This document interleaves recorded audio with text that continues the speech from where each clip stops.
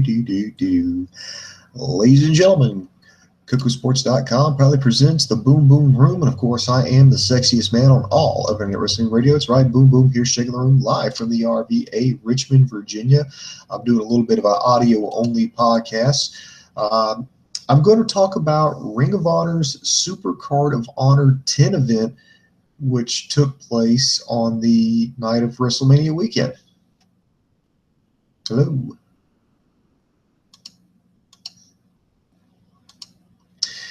Sorry about that. A little trouble here. I think, for one, I do want to apologize that that this review is extremely late, but better late than never. Because I usually, one of the things at KocoSports is we try to pride ourselves in providing reviews of like alternatives to WWE and those products. And Ring of Honor is a company that I follow. I know LK follows it, quite closely as well. And then just one day I was looking around and I was going, "Oh shit! I don't think anybody's covered this. Oh shit, that's criminal." So, I do want to apologize for this being late. But decided to jump into it. I'm not going to spend a lot of time go as in depth with it if it was just brand spanking new, because, well, for one, it's almost a month old at the time of this recording, and I actually want you to go see it. So I will just try to be brief here, maybe try to convince you to check it out. This was Ring of Honor's Supercard of Honor 10. Took place over 2 nights. This happened during WrestleMania weekend. The first one, they were both shot at the Hyatt Regency in Dallas, Texas. This was released on Internet Pay-Per-View. You can actually go check it out now at ROHWrestling.com. This was, I think they had a pretty decent crowd, pretty decent turnout, some good reaction here, but it was over 2 nights, and it was both nights had their pros and their cons, which I'll get into. But overall, I think it was a good event. But enough of me meandering about it. Let's start talking about it here. First match was Christopher Daniels versus Bobby Fish. This was kind of a hype match for both of them because both of them had bigger matches the next night.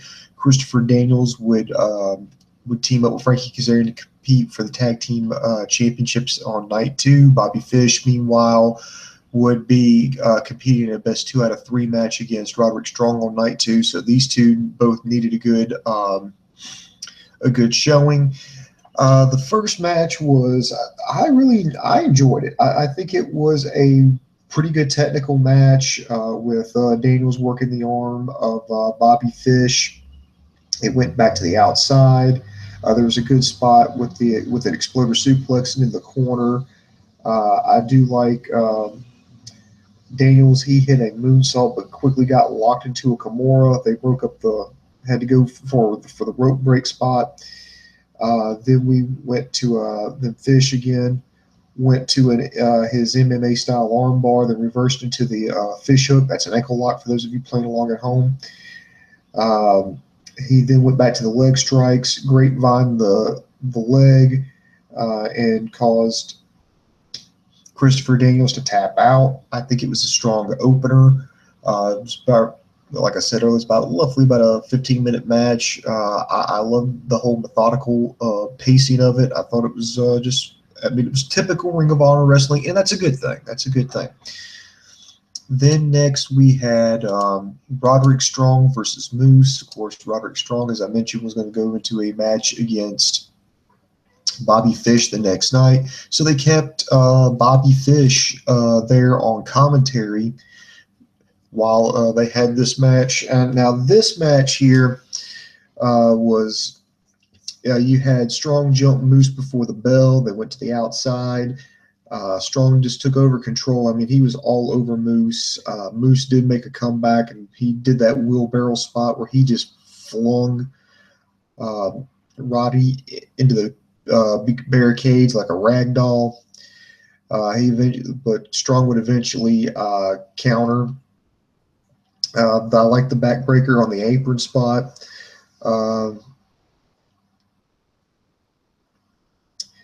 Moose, let's see here. Sorry. There was a suplex and a reverse clothesline. I like the part where Roderick pulled the ref, hit the double knees, the sick kick.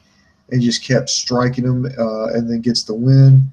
Bobby Fish, took some exception and went in there and attacked him afterwards. Next thing we had what they call six-man mayhem. You had Donovan Dijak. You had Adam Page, Joey Diesel, Didago, basically the former Jay Diesel, or it's still Jay Diesel, but they're just calling him Joey Diesel because of too many J's already in the company. Jay Briscoe, Jay Lethal, so Joey Diesel. Frankie Kazarian, Cheeseburger, and Dalton Castle. This was actually, I wasn't expecting too much for this one, but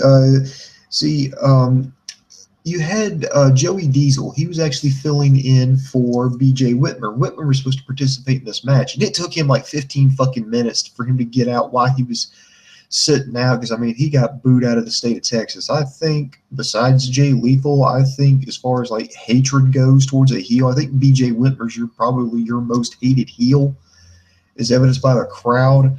There are some people who, there are people who appreciate, what Jay Lethal does. There are people who appreciate what Adam Cole does. There are people who appreciate what Roderick Strong does, but nobody, fucking nobody likes fucking BJ Whitmer. But Whitmer just said, he sold his spot to Joey Diesel. They, because the House of Truth is still looking to get revenge on Donovan Dijak. Anyway, it took forever just to get the intros, but I like the dick spot where everybody got hit in the crotch. Cheeseburger did a great over the top plancha, and then followed up by Donovan Dijak of all people. Thank God they all caught him. Then you had Adam Page, man. He is very good. He's a very agile. He had some good things, but ultimately Dalton Castle gets the win with the Bangarang. Then afterwards, Diesel attacked Dijak with a chair, again trying to get revenge for breaking the neck of One Truth Martini. So not a bad spot. Not a bad spot. I wasn't expecting much out of it, but no, it turned out to be a better match than what I thought here. That went about almost 10 minutes there. And I think that was just perfect for them.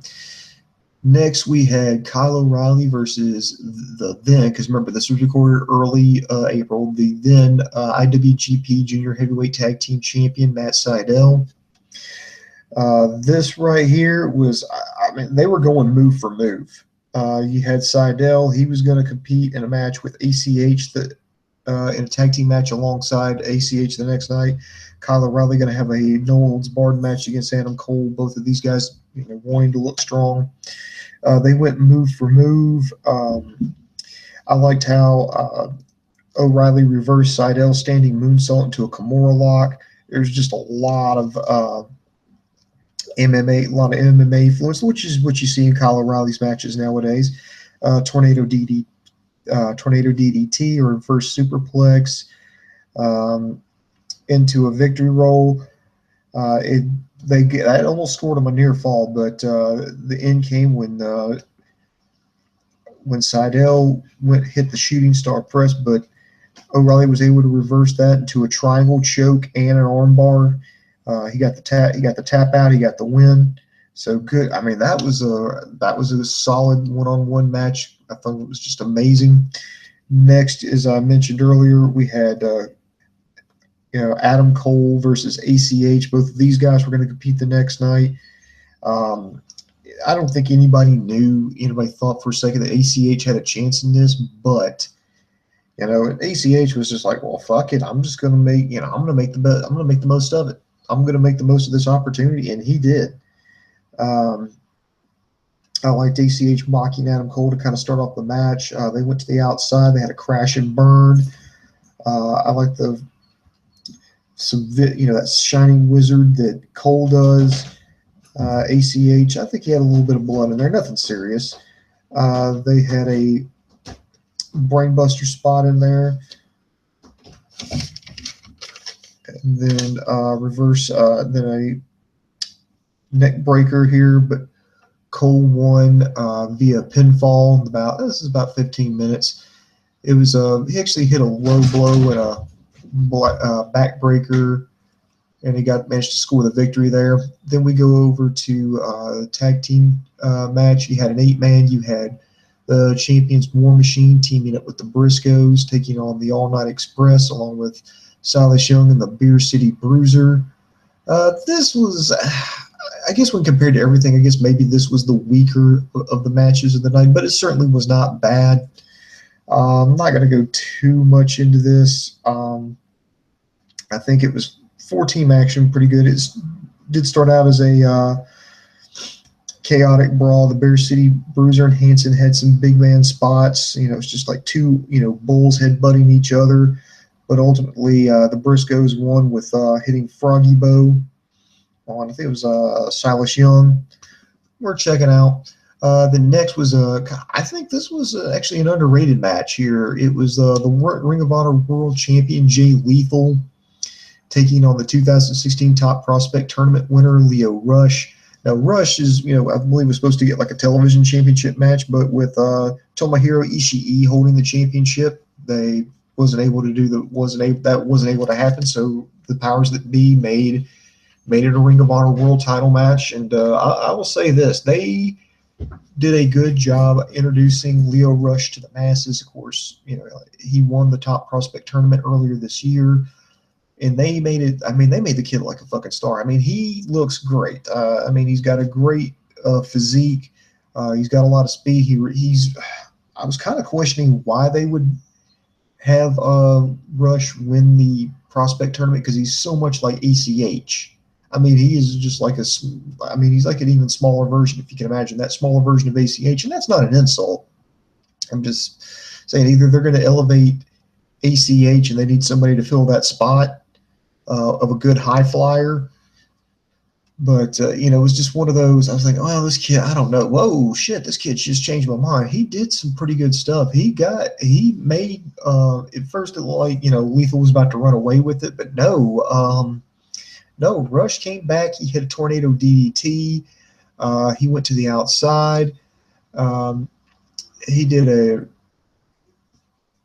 spin kick. Lethal managed to kick out. Rush actually blocked the lethal injection at one point, went to like some strikes, hit a reverse Rana. Everybody went insane, went to the top, hit a frog splash. He made a cover and damn near got a 3. And Leo was going to position him for what he calls rush hour, his one-man Spanish fly from the top.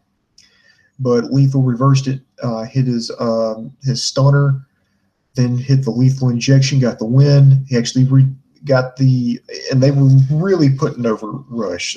They had, the announcer saying a star is born. This guy's going to compete for the championship again someday. Jay Lethal actually went back in and shook his hand.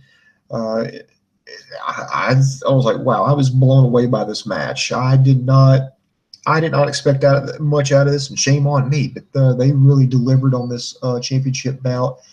Afterwards, Lethal talked about, he did talk about Rush, and then he said, you know what, I've beaten everybody. Ring of Honor's run out of ideas. I have beaten everybody you've put up here. I've beaten everybody in the company.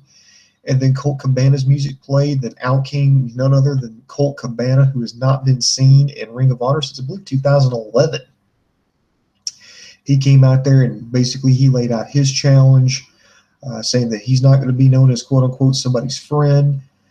He loves being an independent wrestler, and you know what? Give me a chance. And then they just kind of jawed back and forth. He talked about mending the fences. Colt Cabana talked about mending the fences between him and Ring of Honor. This was wow. This was a pretty big return. But that actually was not the main event. The main event actually went to the Motor City Machine Guns, Chris Sabin and Alex Shelley versus the Young Bucks.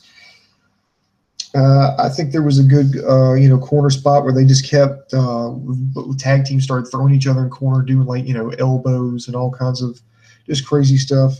I enjoyed that. They were really filling each other out for the first part of the match. The Bucks had the upper hand for a while, like the super kick spot. Of course, you're gonna have super kicks when you're dealing with the Young Bucks.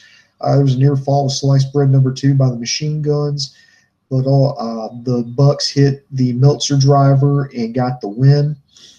Then the Addiction ran in, started attacking the Young Bucks again because they're having a tag team match the next night. The Briscoes ran in to save them. They all super kicked on all the bad guys, got a super kick, but the ending was actually kind of funny because they hit a quad super kick. It was the Machine Guns and the Briscoes all laying a super kick at the same time on Christopher Daniels. That ended the show. So I think it was a good first night. Definitely worth checking out. Next, then we go to night 2. And again, I'm trying to zip through these here. You brought back out Jay Lethal, started out the show. Basically upset about the whole Colt Cabana return. Said, you know what?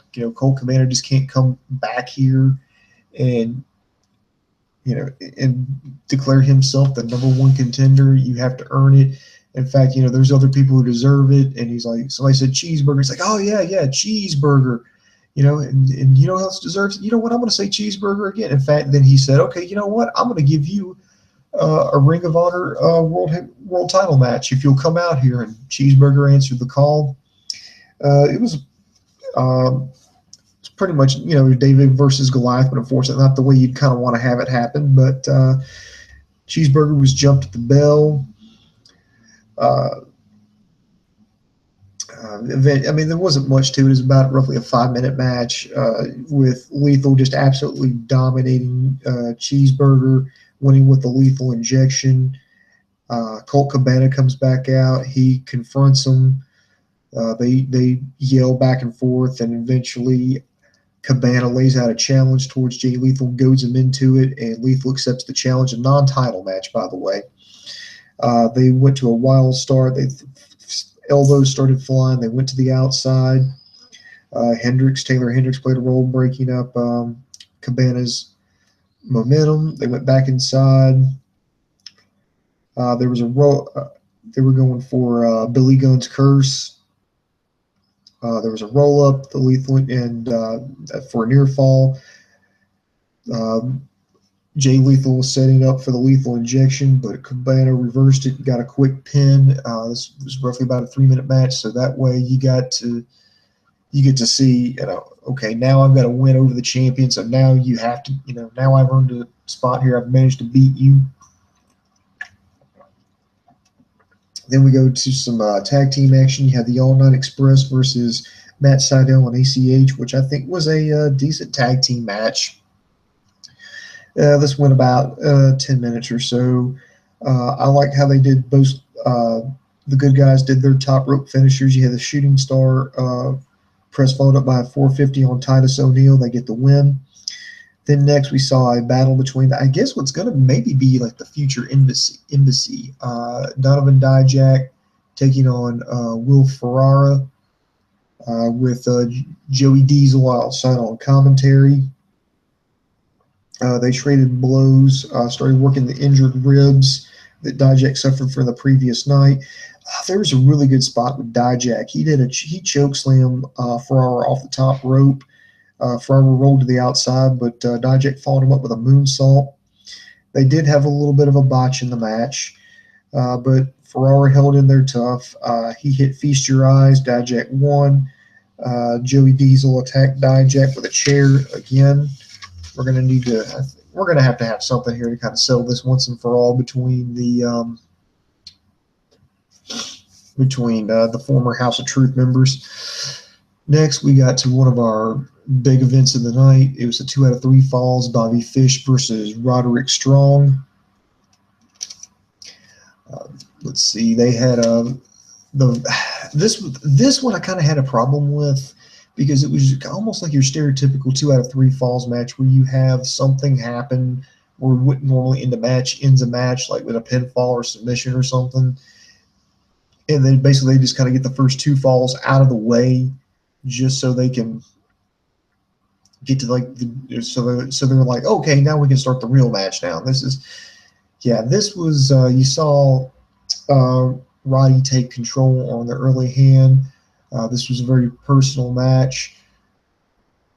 He did get like a, I think he interrupted him getting in. It's like I forgot. It was like a quick strike. It was, I thought that Fish had the upper hand the early on.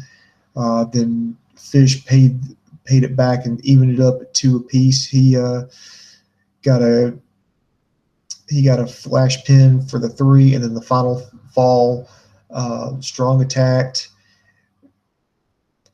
Fish survived the stronghold, then eventually went with a fish hook, getting a tap out win. It's still one of the best. It was still a good match. I just don't like I just didn't like the whole. Okay, let's get these first 2 falls out of the way, and then we'll go into like the third, and that's when the real match starts. Then they brought out P Dog, who I've never heard of before, and the Get Along Gang. Goes out and starts talking about Moose. Moose comes out, beats the crap out of all of them. Particularly, he sets everybody up on the top rope and drop kicks them all down. And, it was just, yeah, it happened. It happened. That's all I can really say about it. Then next we had the Tag Team Championship. Well, actually, it actually wasn't supposed to be a Tag Team Championship match. You had War Machine taking on the Beer City Bruiser and Silas Young. This was actually supposed to be just a regular match, but Silas goaded the champions into putting the titles on the line, so that instantly, I think, made it better, made it mean something. You saw there was one part where you're thinking, okay, well, maybe War Machine will drop the titles because they weren't, they just changed up the whole stipulations last minute. There was some corner spots, but ultimately War Machine retained with Fallout. I think it was a solid match, but I don't think the Beer City Bruiser and Silas Young had a chance in that one. Then we went to actually a longer match here. Dalton Castle taking on BJ Witmer. This one went about 15 minutes here. Adam Page on commentary, talking about their history, how these two need to settle it. Obviously teasing a big match between these two. Whitmer playing the heel, but eventually he lost via the Bangarang. It was an okay match, but it just kind of just drug on and on and on and on and on. I don't think this thing needed to go the 15 minutes that it went. I think he could have done it I'd say about 6-7 minutes and been just as satisfied. But Adam Page got in the ring and he told BJ, you know what, if you try to leave, I'm going to destroy you with this chair. And it's like, I believed in you. I believed in the decade, but your obsession with Steve Corino started costing me matches. Well, I've just got and I'm going to settle this with you for once and for all. And I just got an email, got a confirmation that later on this month, we're going to settle this in a San Antonio street fight. So looking forward to seeing that. Next, we had a #1 contenders match. You had for the Ring of Honor Tag Team Championships, you had a 4-corner survival match. You had the Motor City Machine Guns, the Young Bucks, the Briscoes, and the Addiction. This was actually a surprisingly really good match. I like the quad suplex in the very beginning there. This broke down. This was just a constant spots. Forget people tagging in and out. It just got chaotic. You would have 2, 3, 4, 5, 6 people go in there and just start doing these insane spots. It was a very entertaining match. I'm trying to be vague here because I actually want you to go back and watch this match. This was it was chaotic, but in a good way. I mean, there was no down moment. I mean, I don't know how the referee was keeping track of this, but eventually the Briscoes got the win via the Doomsday device. So they're the new #1 contenders. I actually kind of wanted to see that War Machine versus the Briscoes. Now, either the Briscoes are going to put over War Machine or the Briscoes are about to make some go down in the history books.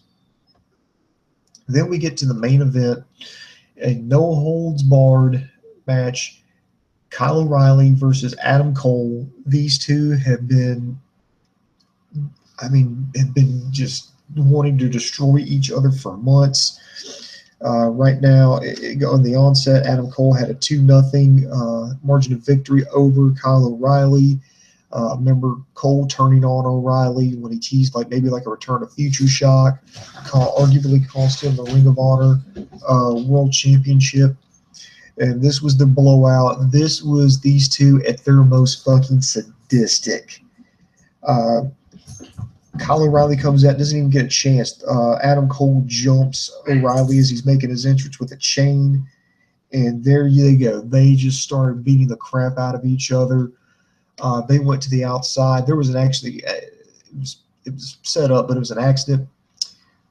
Collin Riley dodges a super kick, and Mandy Leone, actually their timekeeper, got caught right in the face with a super kick. And Cole's just like, well, shit, sorry about that, bro. My bad. They went back to the inside.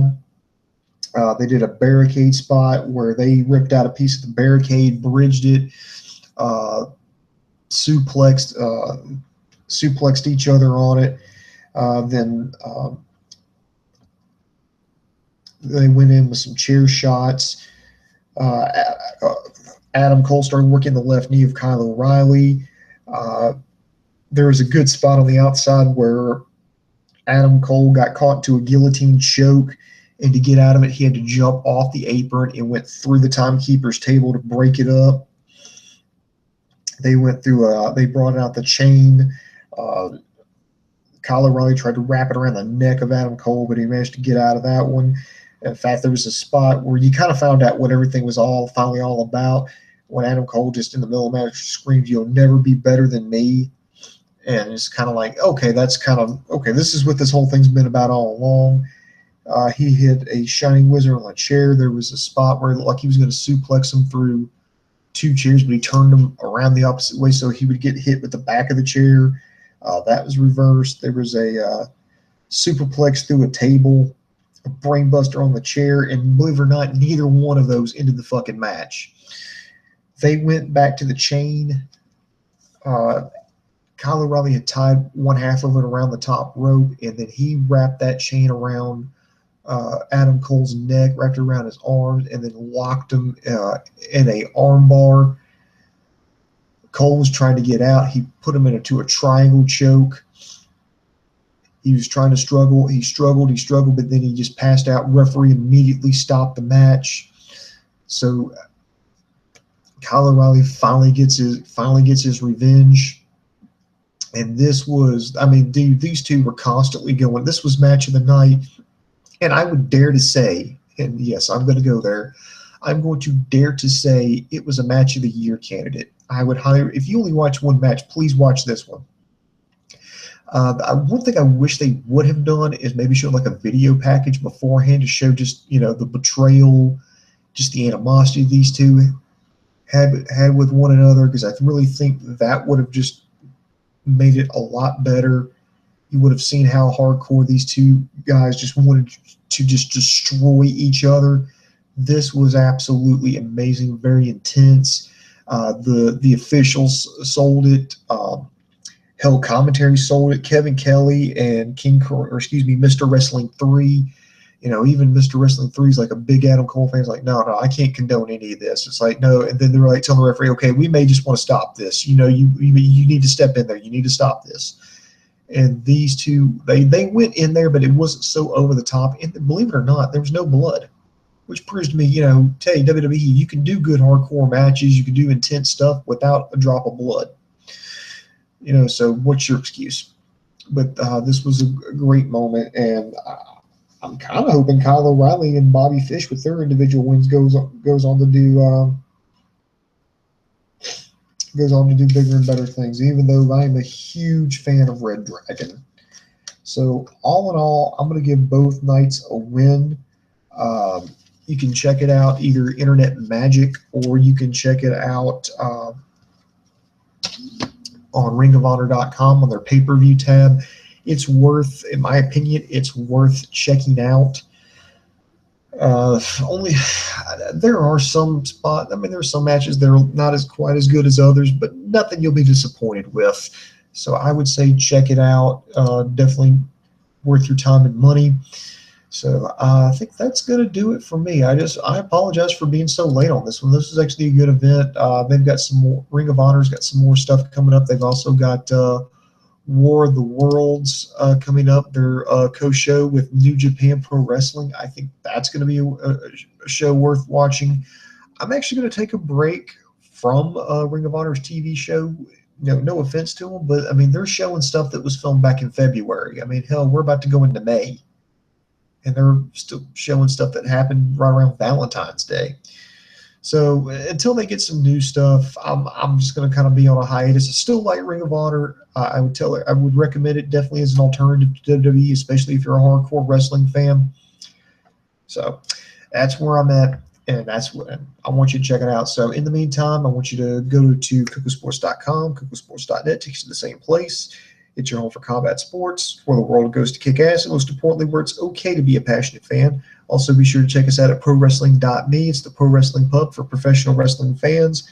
We've got links to news, gossip, blogs, forums, even archives to all our old shows. If you happen to miss anything, check it out. Also, be sure to subscribe to us on YouTube, Facebook, and Twitter.